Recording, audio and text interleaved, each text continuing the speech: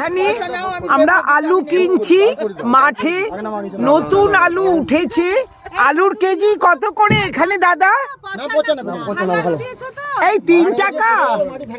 এখানে আলুর কেজি 3 টাকা, 3 টাকা কেজি আলু। তো এখানে শৈলীরা 1 বস্তা আলু কিনেছে।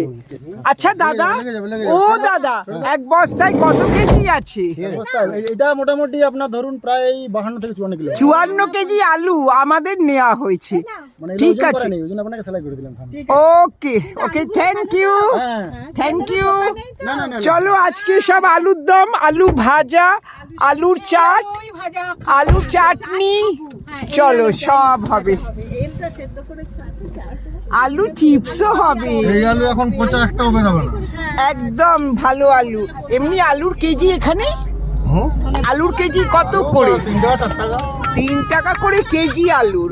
ওকে, তো শৈলীরা সব আলু কিনেছে, আমাদের 4টে গাড়ি, তো সবাই মিলেই এই আলুগুলো খাবো। আলুকে ছুঁয়ে একটা ছবি